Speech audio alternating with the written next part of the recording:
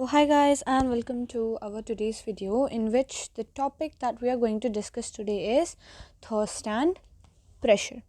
So have you ever wondered why a camel can run in a desert easily? कि क्या आपने कभी ये सोचा है कि जो हमारा कैमल है वो डेजर्ट में इतना इजीली मतलब चल फिर कैसे सकता है? Why an army tank weighing more than 1,000 ton rest upon the continuous chain? कि एक जो आर्मी का टैंक होता है उसके जो आपने टायर्स देखे होंगे वो एक चेन से बंधे हुए होते हैं, है ना? वो एक चेन उसके ऐसे ऐसे ऐसे से जा रही होती है।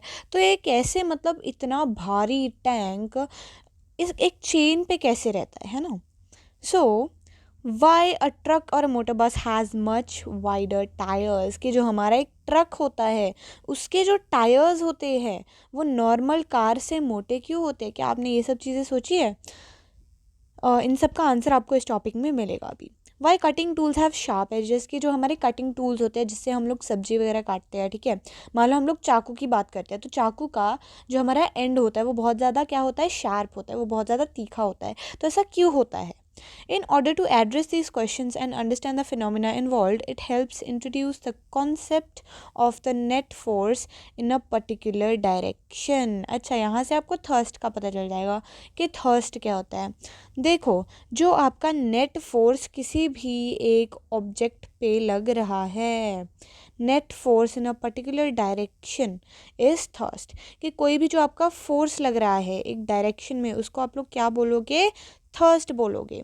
अच्छा, जो हमारा थर्स्ट होता है वो हमेशा सरफेस के परपेंडिकुलर होता है, ठीक है? कि वो हमेशा सरफेस के ऊपर लगता है, डाउनवर्ड डायरेक्शन में लग सकता है। And the force per unit area is pressure. अच्छा, प्रेशर का आपने पहले भी पढ़ा होगा कि जो हमारा फोर्स पर यूनिट एरिया, कि जो फोर्स हमारा किसी भी एक एरिया के ऊपर एक्ट करता है उसे हम लोग क्या बोलते हैं? प्रेशर बोलते हैं। सो द नेट फोर्स मतलब total force acting in a particular direction is thrust and force per unit area is pressure. Now let us try to understand the meaning of thirst and pressure by considering the following situations. अभी हम लोग इन दो situations को consider करने वाले हैं। देखिए यहाँ पे हमें क्या बोला गया है? You wish to fix a poster on a bulletin board. मान लो आपका कोई भी एक जो बुलेटिन बोर्ड होता है, बुलेटिन बोर्ड आप लोग बोल सकते हो कि अगर आपका कोई भी डिस्प्ले बोर्ड वगैरह होता है जिसपे मान लो आपको कोई भी एक पोस्टर जो है फिक्स करना है, तो आप किसका यूज़ करोगे? ऑब्वियसली आप लोग पेन्स का यूज़ करोगे, है ना? आप लोग पेन्स का यूज़ करोगे जो हम फिक्स करने के लिए यूज़ किए जाते हैं, जिनको हम लोग ड्राइंग पिन्स बोल देते हैं, जिससे पोस्टर के साइड्स पे लग के वो पोस्टर फिक्स होता है, ठीक है? तो अभी हम लोग देखते हैं यहाँ पे क्या बोला गया है आगे। To do this task you will have to press the drawing pins with your thumb. हमें पता है कि हमें जो ड्राइंग पिन्स हैं, हमारे ड्राइंग पिन्स या फिर आप लोग बोल सकते हो जो हमारे पिन्स हैं, हमें उनको क्या करना पड़ेगा? अपने अंगूठे से उनको धक्का लगाना पड़ेगा ताकि वो पोस्टर के आर पार हो जाए एंड पोस्टर हमारा फिक्स हो जाए, है ना? Now this force is directed perpendicular to the surface area of the board. Perpendicular मतलब एक 90 डिग्री के एंगल पे, है ना? अभी ऐसा तो नहीं है कि आपको अगर पोस्टर आपका फिक्स करना है तो आप ऐसे टेढ़ा फोर्स लगाओगे, टेढ़ा पिन लगाओगे उस पर, ऐसा टेढ़ा पिन लगाओगे। अभी आप उल्टा पिन भी तो नहीं लगाओगे ना, सीधा बिल्कुल परपेंडिकुलर फोर्स लगना चाहिए किस पे? जो आपका सरफेस एरिया है बोर्ड का। The force acts on a smaller area at the tip of the pen. अभी जो हमारा फोर्स है वो कहाँ पे लग रहा है? एक तो हमारा बोर्ड पे फोर्स लग रहा है, एंड कहाँ से लग रहा है? वो लग रहा है पिन से, जो हमारा पिन का शार्प एंड होता है वहाँ से हमारे पूरे बोर्ड पे फोर्स लग रहा है।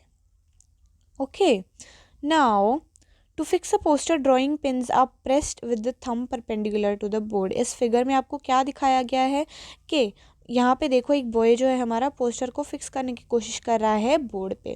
तो फिर वो क्या कर रहा है? जो हमारा पिन है ना उसको परपेंडिकुलर मतलब एक 90 डिग्री के एंगल पे फिक्स करने की कोशिश कर रहा है हमारे पिन को। So the force acting perpendicular to the surface of the board, इसको हम लोग क्या बोलेंगे? थर्स्ट बोलेंगे। जो फोर्स हमारा परपेंडिकुलरली लगता है, देखो this force is direct perpendicular to the surface area of the board. Now next is situation 2 is you stand on loose sand. Loose sand मतलब ढीली सैंड, जैसे डेजर्ट में होती है हमारी, बहुत खुली खुली होती है ना? आप लोग मान लो जैसे हमारे डेजर्ट में सैंड होती है, तो आप क्या करोगे, आप धीरे धीरे ज़मीन में धंसते जाओगे, आपके जो पाँव हैं वो धीरे धीरे ज़मीन में जाते जाएंगे या फिर सैंड में चले जाएंगे, क्योंकि जो सैंड है वो बहुत ज़्यादा क्या है, सूखी है ना, वो एक जगह पे टिक नहीं रही है। तो आपके जो फीट है, आपके जो पाँव है वो धीरे धीरे जो है मिट्टी में धंसते जाएंगे। Now lie down on the sand. अभी आप लोग क्या करोगे, आप जो है आपकी सैंड, जो भी आपकी मिट्टी है उस पर लेट जाओगे, ठीक है। एंड जब आप लेटोगे तो आप देखोगे कि आप धंस नहीं रहे हो, है ना, आप वैसे ही ज़मीन पे जैसे लेटे हो वैसे ही लेटे हो, आप नीचे नहीं जा रहे हो, ठीक है, आप सैंड को पुश नहीं कर रहे हो। बट जब आप सीधे खड़े थे तो क्या हो रहा था, आप धीरे धीरे मिट्टी को साइड में पुश कर रहे थे एंड ज़मीन में जा रहे थे। Now what happens that in both cases the force exerted on the sand is the weight of the body. अभी आपको ये तो पता चल ही गया होगा कि हम लोग, हमारा वेट जो है वो तो सेम ही रहेगा ना, चाहे हम लोग सैंड पे खड़े हों या लेटे हों, हमारा जो वेट है वो चेंज थोड़ा ना होगा जब हम लेट जाएंगे, है ना, वो तो सेम रहेगा। पर फिर ऐसा क्यों हो रहा है कि जब हम खड़े थे तो मिट्टी में हम लोग टिक नहीं पा रहे थे, ठीक है, हम लोग नीचे जा रहे थे, बट जब हम लेटे हैं तो हम लोग एज इट इज़ ही लाई कर रहे हैं and our body will not go that deep in the sand. हमारी जो बॉडी है वो बहुत धीरे ज़मीन में जाएगी या फिर जाएगी ही नहीं, ठीक है, मिट्टी को पुश ही नहीं करेगी। You have learn that weight is the force acting vertically downwards. हम सबको पता है कि जो हमारा वेट है वो डाउनवर्ड्स एक्ट करता है, क्योंकि जो हमारी ग्रेविटी है, जो हमारा ग्रेविटेशनल फोर्स है वो भी तो डाउनवर्ड्स एक्ट करता है ना, इसलिए जो हमारा वेट है वो भी क्या है, एक डाउनवर्ड फोर्स है। It is acting vertically downward. Here the force is acting perpendicular to the surface of the sand. अभी जो हमारा force है वो perpendicular है to the surface of the sand, बिल्कुल सीधे उस पे लग रहा है ना, vertical direction में। Now the force acting on an object perpendicular to the surface is called thrust. कि जो हमारा force है जो सरफेस के परपेंडिकुलर लग रहा है उसको हम लोग क्या बोलते हैं, थ्रस्ट बोलते हैं, ठीक है।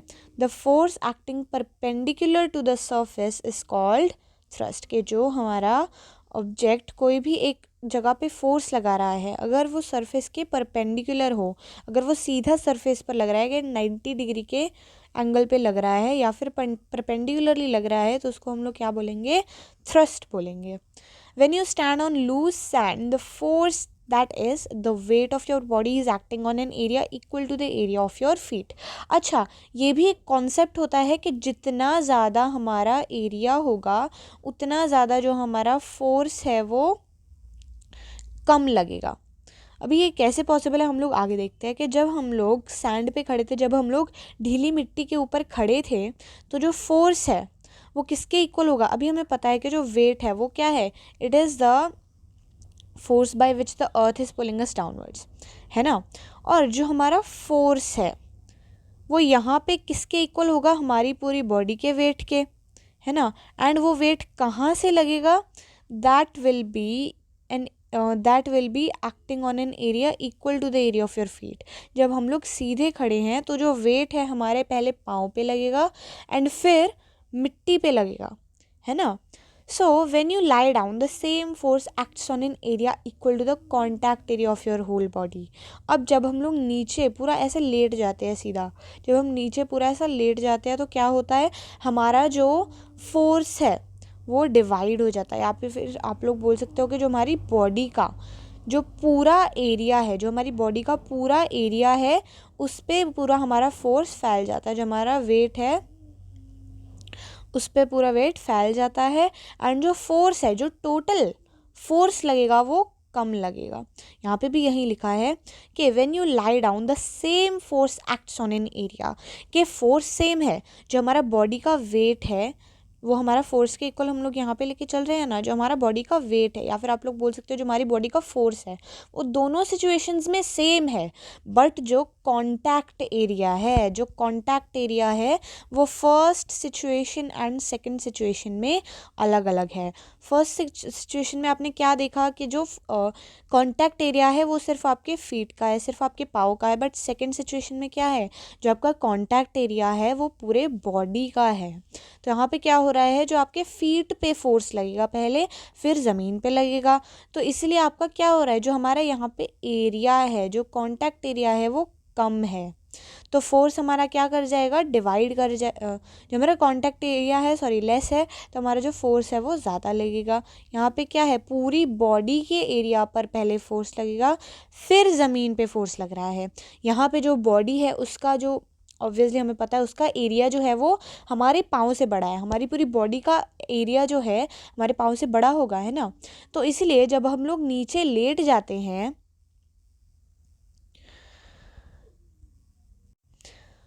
thus the effects of force of the same magnitude on different areas are different। तो इससे हमें क्या पता चलता है कि जो फोर्स है हमारा वो अलग अलग एरियाज पे, चाहे ही उसका जो हमारा मैग्नीट्यूड है वो सेम हो, पर अलग अलग एरिया, अगर हमारा कॉन्टैक्ट एरिया अलग अलग होगा तो जो फोर्स है हमारी बॉडी का वो भी अलग अलग लगेगा।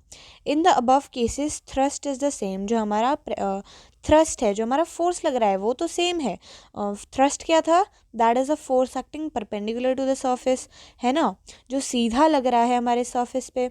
अभी दोनों केसेस में जो हमारा थ्रस्ट है वो तो सेम था, but affects our different. But जो उन दोनों का अफेक्ट है वो डिफरेंट था एरियाज़ के हिसाब से, है ना, क्योंकि हमारा फर्स्ट सिचुएशन में जो एरिया था वो कम था, इसीलिए जो हमारा थ्रस्ट था, या फिर आप लोग बोल सकते हो जो हमारा फोर्स था वो ज़्यादा लगा क्योंकि हमारा एरिया कम था, बट दोनों का मैग्नीट्यूड सेम था।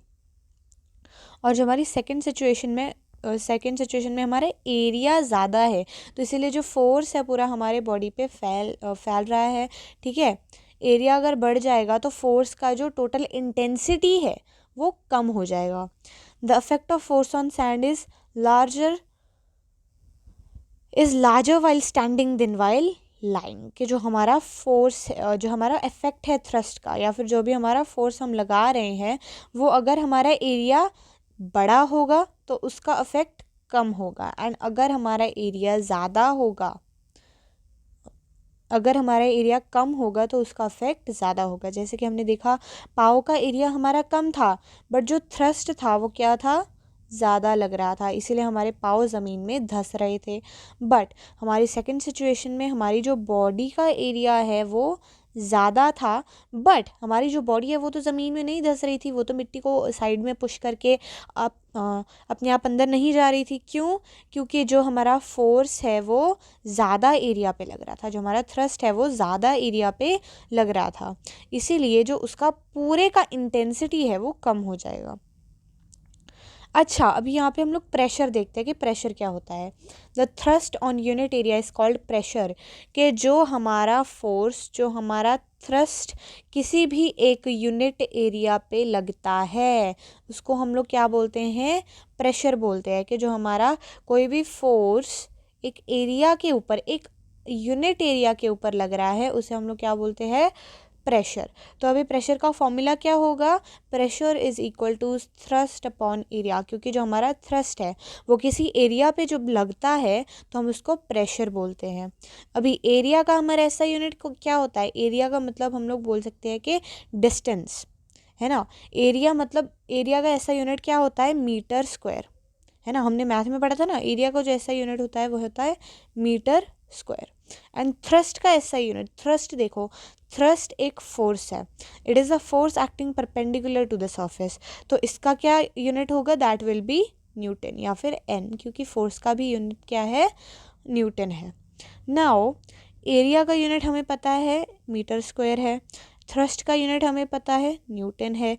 प्रेशर किसके इक्वल है हमारा, थ्रस्ट अपॉन एरिया में, क्योंकि जितना थ्रस्ट हमारा किसी एरिया पे लगता है, किसी एक सर्टेन एरिया पे लगता है, उसको हम लोग प्रेशर बोलेंगे।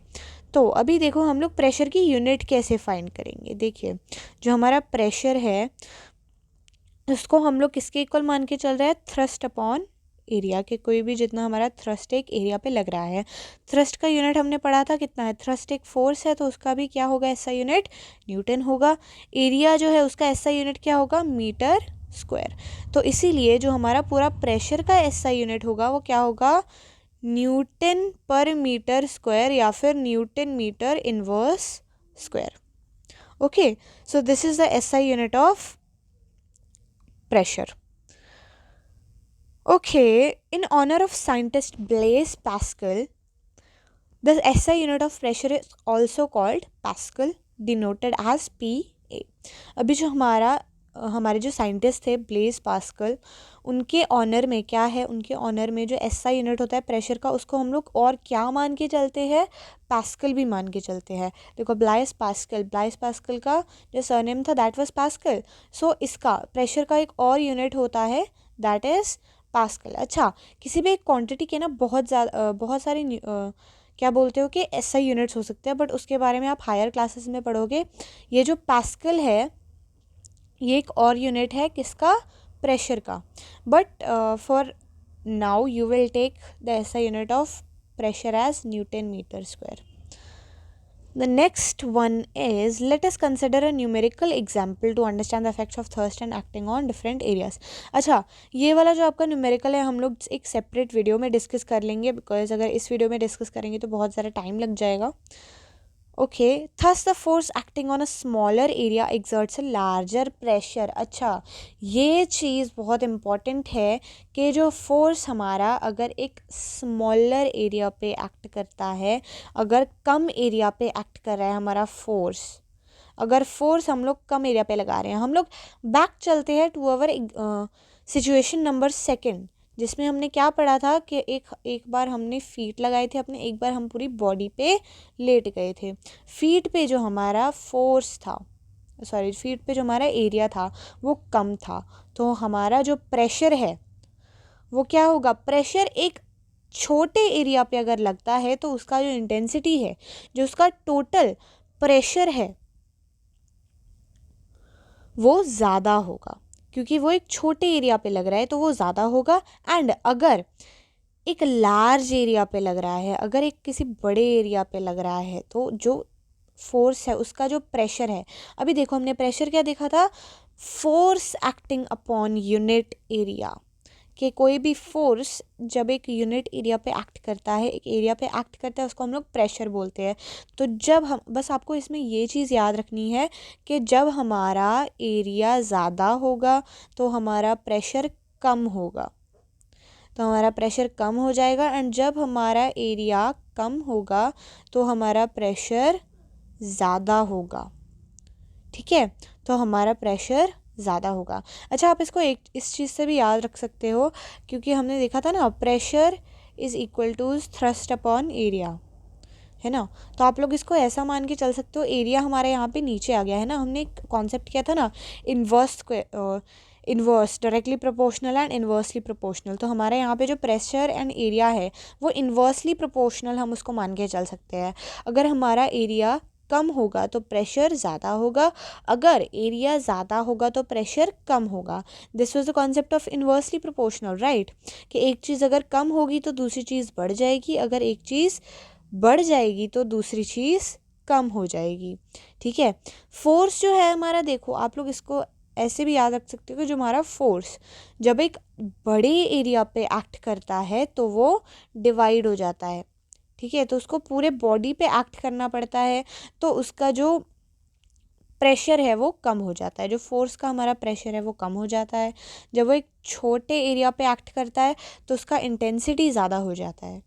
This is the reason why a nail has a pointed tip. अच्छा, आपको ऐसे क्वेश्चंस भी आ सकता है कि जो हमारे नेल होते हैं, जो हमारी कील होती है, उसका जो सिरा होता है वो इतना शार्प क्यों होता है। देखो सिरा शार्प क्यों होता है, क्योंकि जैसे कि हमने पढ़ा कि जैसे ही हमारा एरिया ज़्यादा होगा हमारा जो प्रेशर है वो कम लगेगा, और अगर हमारा एरिया कम होगा तो जो हमारा प्रेशर है वो ज़्यादा लगेगा।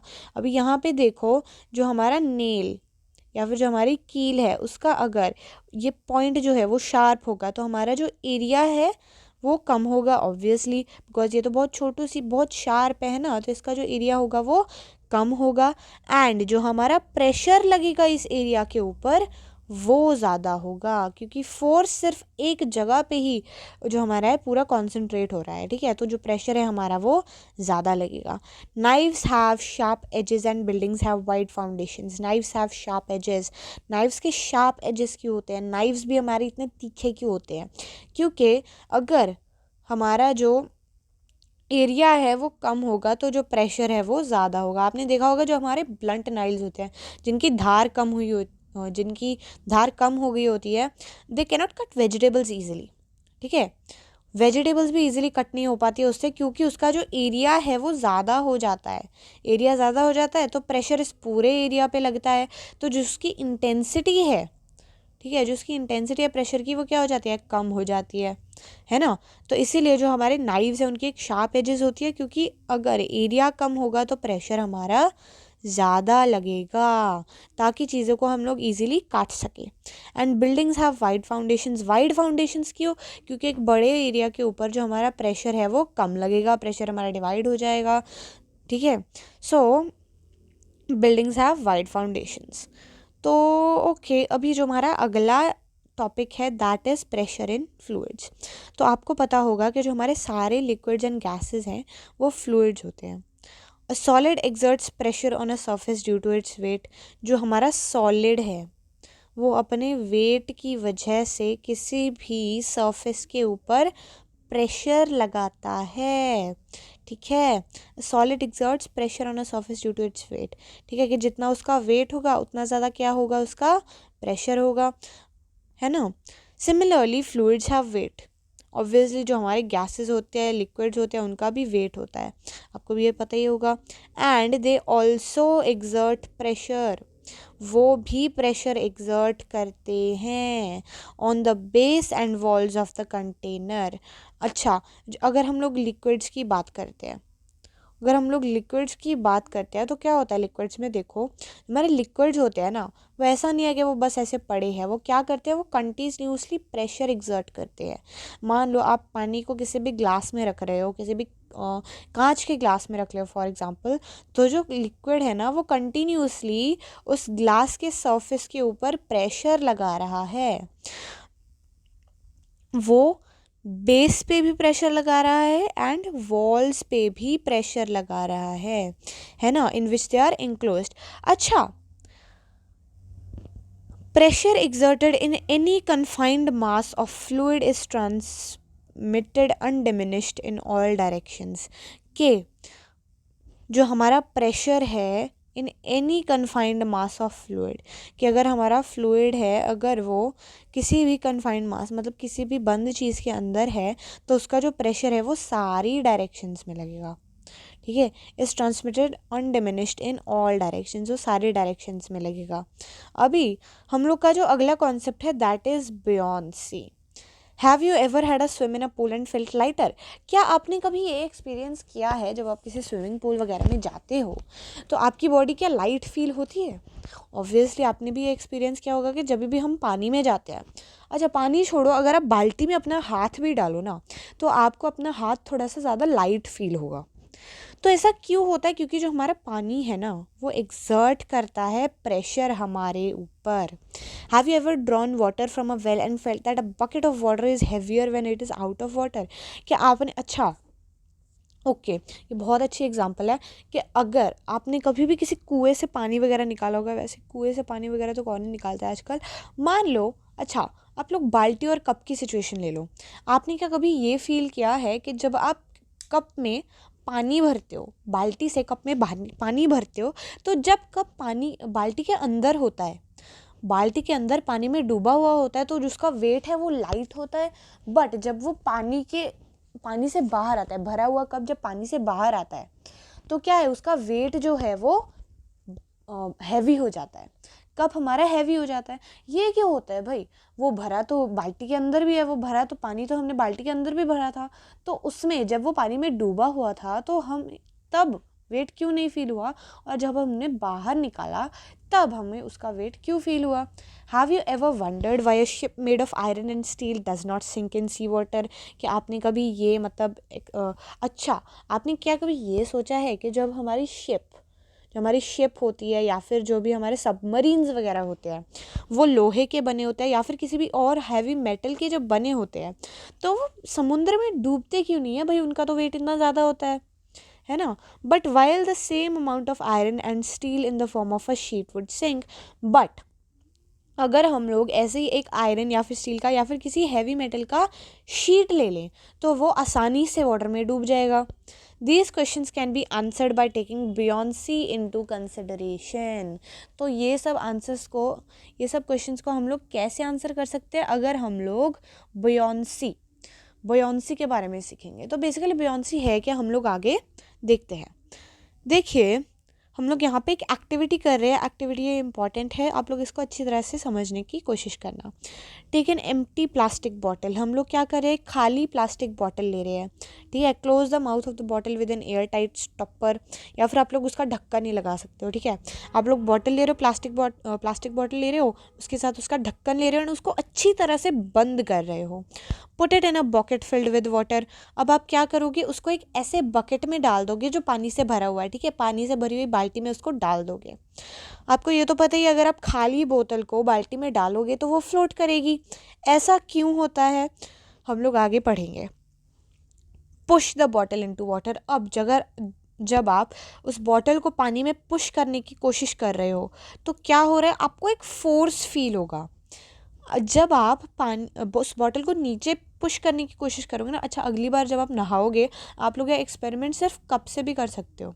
ठीक है, आप लोग कप को अगर नीचे धकेलने की कोशिश करो, एकदम बेस पे टच करवाने की कोशिश करोगे, तो आप क्या एक्सपीरियंस करोगे, एक फोर्स एक्सपीरियंस करोगे जो ऊपर की तरफ आपको पुश कर रहा है. Try to push it further down.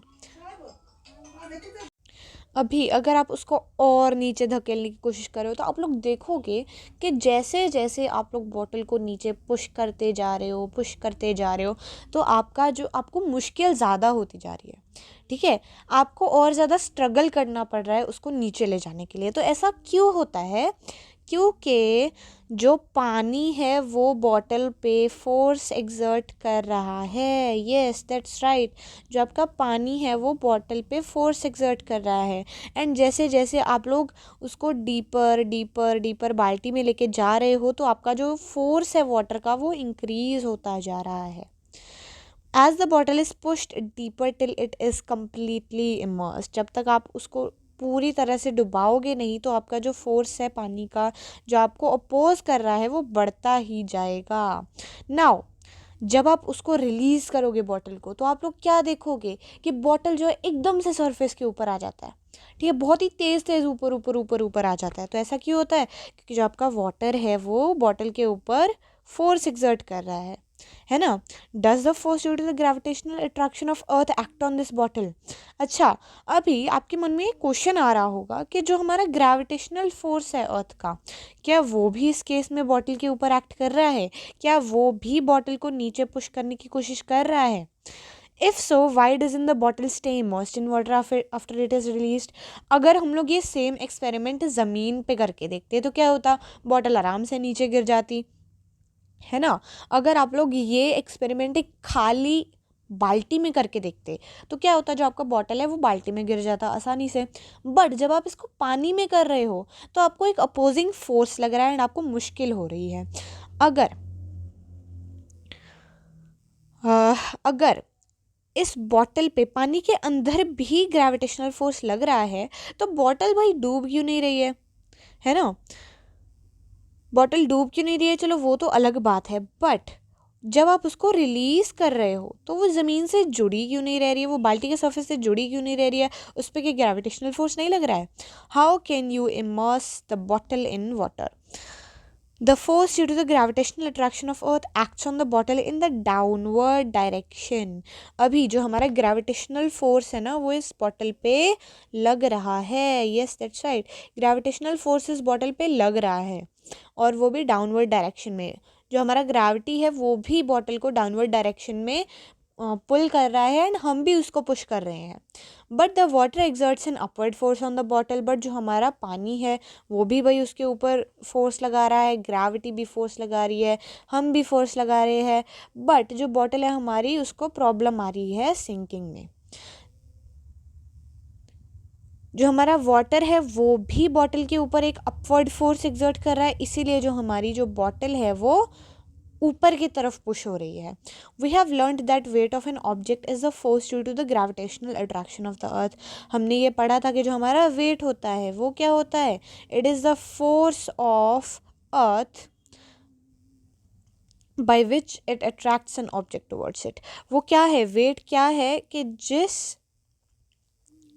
Force से अर्थ किसी भी ऑब्जेक्ट को अट्रैक्ट करती है वो हमारा फोर्स होता है ना।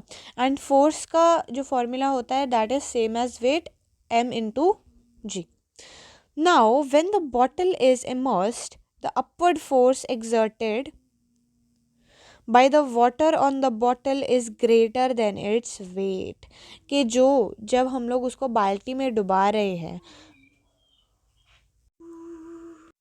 अब जो हमारा पानी फोर्स एक्सर्ट कर रहा है बॉटल पे वो क्या है, वो बॉटल के वेट से ज़्यादा है। ठीक है, आपको इस बात का ध्यान रखना है कि जो हमारा वेट बॉटल का है उससे ज़्यादा फोर्स पानी लगा रहा है किस पे, बॉटल पे। तो इसीलिए वो राइज अप हो जाती है जब उसको हम लोग रिलीज़ करते हैं। उसका जो वेट है वो पानी के फोर्स से कम है, इसलिए वो ऊपर की तरफ चली जाती है, वो फ्लोट करती है। ठीक है, to keep the bottle completely immersed, अगर हम लोग को उसको बॉटल को पूरी तरह से डुबा के रखना है तो हमें उसके ऊपर एक्सटर्नल फोर्स लगाना पड़ेगा, बॉटल के ऊपर एक्सटर्नल फोर्स लगाना पड़ेगा, जैसे हमने पिछली एक्टिविटी में अपने हाथ से लगाया था। और जो वाटर का फोर्स है, जो वाटर ऊपर की तरफ फोर्स लगा रहा है एंड जो हम बॉटल पे फोर्स लगाएंगे, वो दोनों क्या होने चाहिए, वो दोनों बैलेंस्ड होने चाहिए, वो दोनों एक दूसरे के इक्वल होने चाहिए। इसीलिए जो हमारी बॉटल है वो पानी में डूबी रहेगी। This can be achieved by an externally applied force acting downwards. जैसे कि हमने देखा, अगर हम लोग अपने जो हाथ से फोर्स अप्लाई करेंगे तो क्या होगा, वो एक एक्सटर्नल फोर्स होगा, वो ग्रेविटेशनल फोर्स नहीं होगा, ना ही वो पानी का फोर्स होगा। That would be an external force applied by us और एनी अदर ऑब्जेक्ट। ठीक है, और इसकी वजह से क्या होगा, जो हमारे फोर्सेस है वो दोनों बैलेंस हो जाएंगे एंड जो हमारी बॉटल है वो नीचे डूब जाएगी। Okay, now this force must be at least equal to the difference between the upward force and the weight of the bottle। अच्छा, ये जो फोर्स है इसको ना इक्वल होना चाहिए, जो डिफरेंस है हमारा between the upward force and the weight of the bottle, कि जो हमारा ऊपर की तरफ फोर्स लग रहा है एंड जो हमारा बॉटल का वेट है, उन दोनों के डिफरेंस के इक्वल होना चाहिए। बिकॉज अगर इस डिफरेंस को वो फोर्स जो है वो फिल करेगा तभी हमारी बॉटल नीचे को जाएगी ना, नहीं तो वो फ्लोट ही करेगी। The upward force exerted by water on the bottle is known as upthrust or buoyant force। कि जो upward force पानी exert कर रहा है एक ऑब्जेक्ट के ऊपर या फिर बॉटल के ऊपर, उसको हम लोग या तो upthrust कहते हैं या तो हम लोग buoyant force कहते हैं। ओके, दिस इज़ इम्पॉर्टेंट कि जो फोर्स पानी ऊपर के तरफ किसी भी ऑब्जेक्ट पर exert करता है उसे हम लोग क्या बोलते हैं, buoyant force।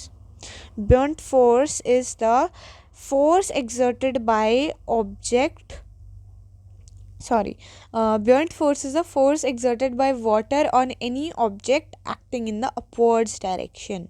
कि जो पानी exert करता है फोर्स किसी भी ऑब्जेक्ट में जो उसमें immersed है, उसको हम लोग क्या बोलते हैं, buoyant force या फिर upthrust force।